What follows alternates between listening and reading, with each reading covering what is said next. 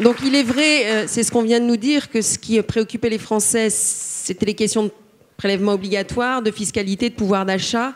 Malgré tout, les institutions, et on vient de le voir à travers un débat qui s'entamait, c'est aussi important, et nos règles du jeu démocratique sont peut-être une des explications de ce qu'on observe aujourd'hui. Alors Anne-Marie Le Pourrier, vous êtes professeure agrégée de droit public à l'Université de Rennes, vice-présidente de l'Association française de droit constitutionnel, auteure de nombreuses publications dans des revues scientifiques.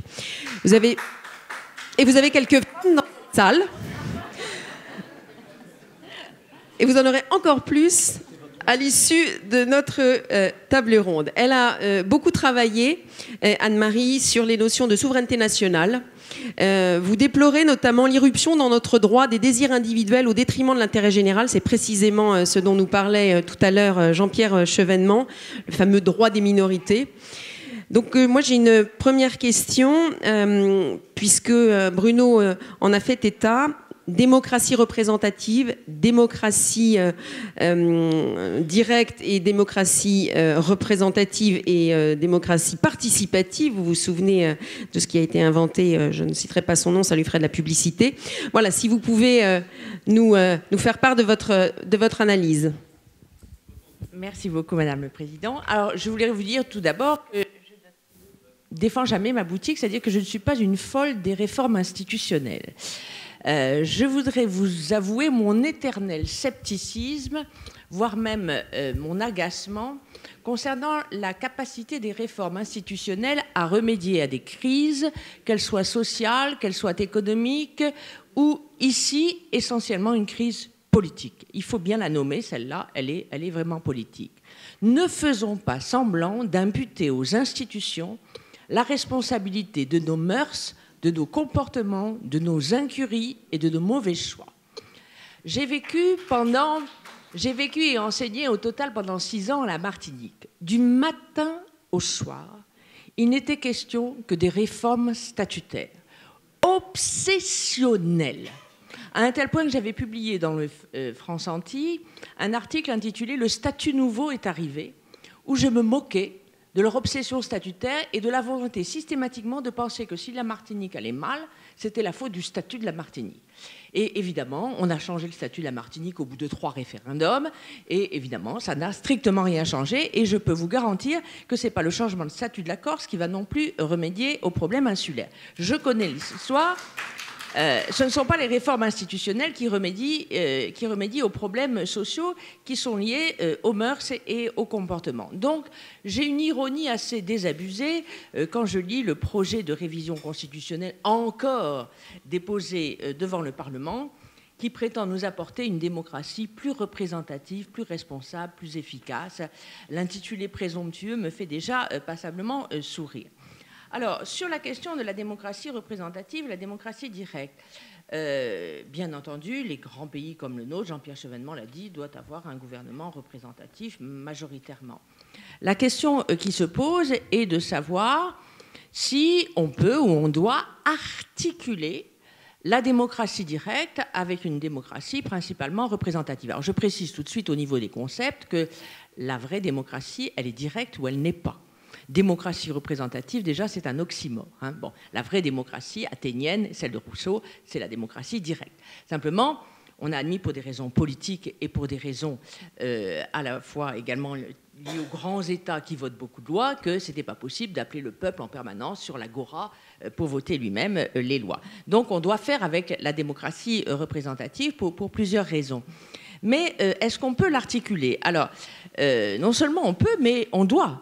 L'article 3 de notre Constitution nous dit « La souveraineté nationale appartient au peuple, qu'il exerce par ses représentants et par la voie du référendum, et ceci est voulu délibérément par les constituants français, sous l'influence notamment du juriste René Capitan, qui a conseillé le général de Gaulle et qui a voulu ces éléments de souveraineté populaire dans la Constitution de la Ve République, qui ne se trouvait pas dans les constitutions précédentes.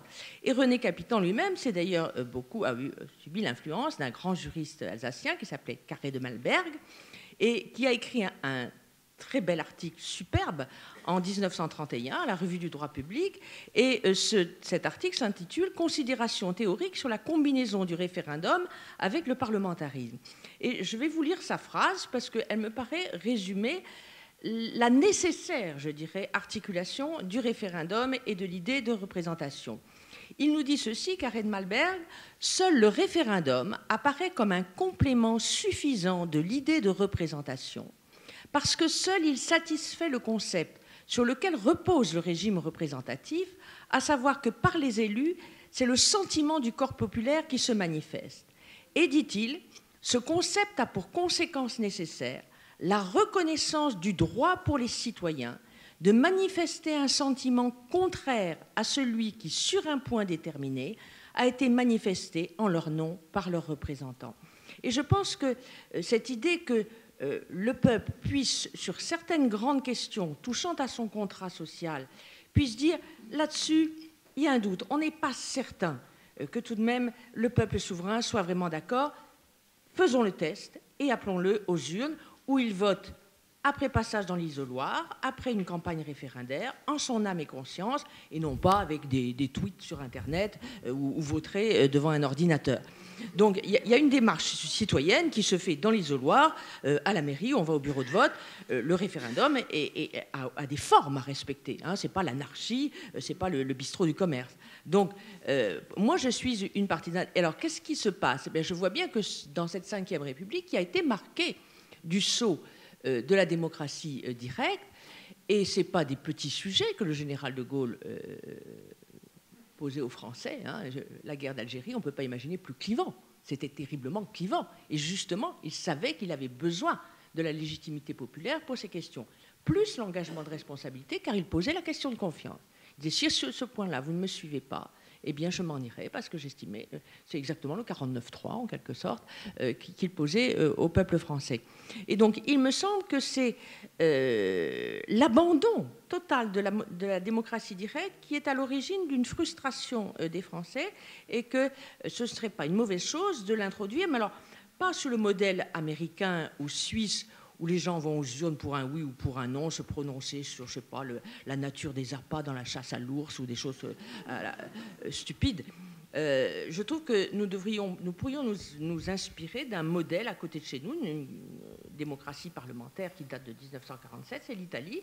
L'Italie a prévu le référendum abrogatif. Alors en plus, comme c'est de l'abrogation seulement, ça suit quand même une loi déjà votée par les parlementaires. Mais c'est la possibilité alors là c'est 500 000, on peut monter le chiffre, la possibilité par exemple pour 500 000 citoyens de demander que la question de l'abrogation partielle ou totale d'une loi, qui peut être une loi ancienne, qui peut être une loi récente, soit posée aux Italiens. Et évidemment, il y a un encadrement, il faut un contrôle de constitutionnalité, il faut bien sûr, c'est très très étroitement contrôlé, et puis c'est impossible pour les lois fiscales, et c'est aussi impossible pour les lois autorisant la ratification des traités, parce que on ne peut pas abroger la ratification d'un traité par voie populaire de cette façon-là, c'est extrêmement délicat. C'est bien fait, et souvent quand j'enseigne à mes étudiants les régimes politiques étrangers, les régimes comparés qui sont proches de chez nous, beaucoup viennent me voir et me disent « Mais madame, mais pourquoi les Anglais ont eu le droit de se prononcer sur leur mode de scrutin? Pourquoi les Italiens ont eu le droit de se prononcer sur la privatisation de la gestion de l'eau?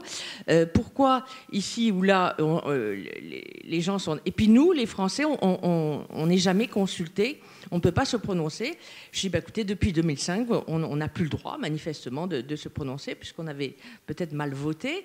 Et puis, j'ai quand même constaté que, on en a parlé tout à l'heure, Bruno Retailleau en a parlé, on a eu encore un deuxième exemple assez stupéfiant, c'est qu'on modifie la loi pour pouvoir permettre à l'État de consulter des populations locales pour l'aéroport Notre-Dame-des-Landes. Et qu'est-ce qu'on fait? On s'assoit sur les résultats du référendum. Non, il s'est pris une curieuse façon de faire en France qui consiste à soit ne pas utiliser le référendum, soit quand on l'utilise, à s'asseoir sur les résultats, ce qui évidemment génère des frustrations. Alors je ne prétends pas du tout que ce soit l'introduction de temps en temps d'un référendum d'initiative populaire qui va remédier aux problèmes globaux de la représentation. Mais disons que pour moi, j'y vois, et depuis longtemps, je le dis dans mon manuel qui a maintenant déjà 15 ans, je dis que c'est comme la soupape d'une cocotte. Hein. Il faudrait un petit peu desserrer l'étau de la représentation et introduire ce type de référendum. Alors, s'il y avait de la part de nos représentants un engouement pour le référendum et qu'ils le repratiquaient de nouveau, on n'aurait peut-être pas besoin d'envisager l'initiative citoyenne, mais comme ils n'en veulent plus, et je peux vous dire que pendant la révision de 2008, les travaux préparatoires, j'ai tout lu, les travaux préparatoires, les débats parlementaires. À part nos collègues sénateurs Gélard et Portelli, il n'y en avait pas beaucoup qui étaient favorables au référendum d'initiative citoyenne. Hein. Manifestement, on sent que les représentants tiquent beaucoup sur l'idée de redonner de temps à autre un peu de pouvoir au peuple. Alors, sur les autres éléments du régime représentatif, juste un petit mot. Sur la question de la proportionnelle, j'attire l'attention sur le fait que quand on fait une révision, on ne révise pas pour réviser. On se demande qu'est-ce qu'on veut. La proportionnelle, je veux bien, très bien, mais réfléchissez bien. Si on estime et si on dit, comme on le dit aujourd'hui, dans la crise des Gilets jaunes, les députés ne représentent pas suffisamment les gens, ils se sentent mal représentés, on a des députés hors sol. 61 députés élus sur une liste nationale à la proportionnelle pour fabriquer de l'hors sol, vous êtes formidable. Hein. Bon, il faut un peu réfléchir. Hein. Qu'est-ce qu'on veut exactement? Rien de tel qu'une élection de liste proportionnelle sur une liste nationale pour fabriquer des députés qui n'ont de compte à rendre qu'à ceux qui les ont mis sur la liste, c'est-à-dire le chef du parti, et n'auront jamais de compte à rendre qu'à leur chef de parti. Donc là, il faut quand même bien savoir qu'est-ce que c'est que la proportionnelle. Hein. Bon.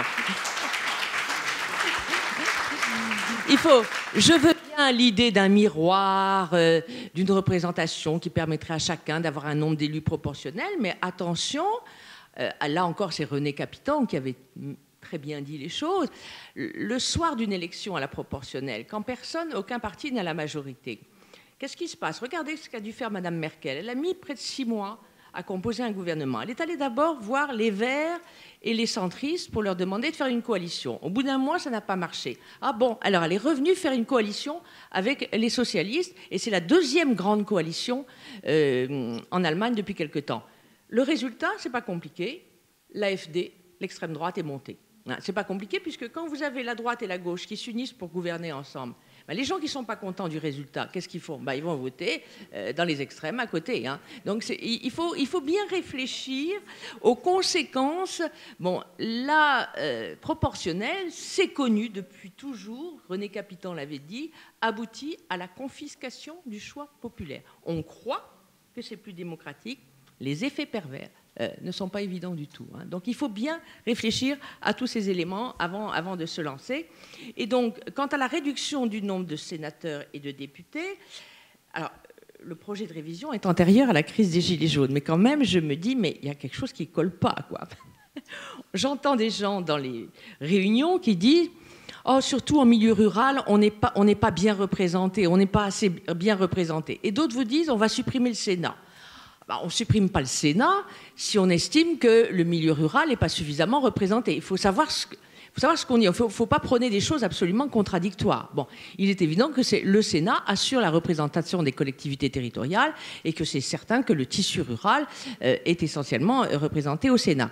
La deuxième chose, c'est que si vous réduisez le nombre de parlementaires, prenons les députés, plus un député a une grande circonscription, puisque vous réduisez le nombre. Donc, il a des grandes circonscriptions. Donc, le temps de bien connaître sa circonscription, de faire le tour. Moi, je visite parfois des circonscriptions, je dis, elle est belle ma circo, hein. T'as vu, elle est grande. Oui, elle est tellement grande que t'as pas le temps de la voir. Hein. Bon. Elle est belle, elle est grande, mais... Et puis alors là, ils consomment du diesel.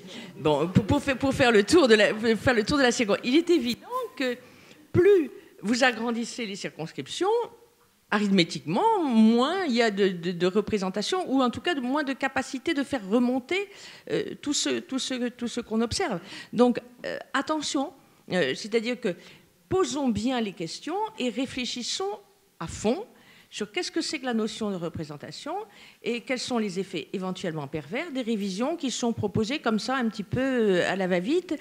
Alors, j'ai regardé l'exposé des motifs du projet de révision constitutionnelle et on nous dit pourquoi réduire le nombre de parlementaires ? Il n'y a pas de justification. On nous raconte des bobards, c'est creux, c'est plat. Au fond, on ne sait pas. On ne sait pas pourquoi on veut réduire le nombre de parlementaires. On n'en a pas plus que les démocraties voisines. On ne sait pas. Et du coup, je me dis, comme Martine Aubry, si c'est flou, c'est qu'il y a un loup. Parce que pourquoi veut-on réduire le nombre de parlementaires ? Peut-être si ça coûte moins cher.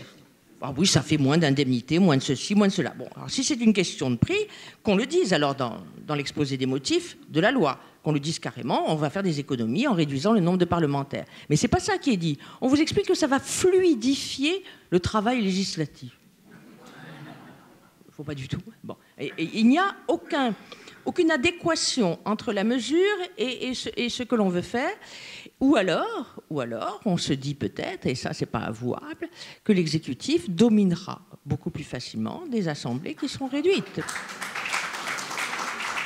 C'est peut-être ça, je ne sais pas. Je ne sais pas, mais ce que je vois, c'est qu'il n'y a aucune démonstration de l'adéquation entre la réduction du nombre de parlementaires et l'amélioration quelconque de la représentation ou du travail législatif ou de contrôle. Donc, je cherche qu'est-ce que ça cache et qu'est-ce qu'il y a derrière ça. Peut-être tout simplement, alors, un souci d'économie. Donc, c'est pour vous dire que sur la question de l'amélioration de la représentation, je pense qu'il faut réfléchir à 2 fois avant de faire des réformes, que ce serait pas mal d'introduire plus de référendums, de quelque façon que ce soit. Il faut que les Français puissent quand même se prononcer. J'ai vu quand même aussi pendant la question du mariage pour tous, le mensonge, le véritable mensonge. On nous a dit, ah non, l'article 11, ça n'est possible que pour les réformes sociales. Or, la famille, c'est pas une réforme sociale, c'est une réforme sociétale. Donc il n'y a pas de référendum. Des gros mensonges. On pouvait faire un référendum, on aurait pu le faire, mais on n'a pas voulu. On ne veut pas du référendum en France, et donc c'est là, je crois quand même qu'il y a une défiance à l'égard des citoyens. Et puis sinon, les autres projets, le grand débat, bon bah écoutez, le grand débat, on va en discuter au Club des juristes la semaine prochaine. Le grand débat, j'ai surtout le sentiment que c'est l'omniprésence encore du président de la République. Je ne comprends pas très bien, mais enfin, bon... Vous comprenez au contraire très très bien. Vous comprenez au contraire très très bien. Merci beaucoup Anne-Marie.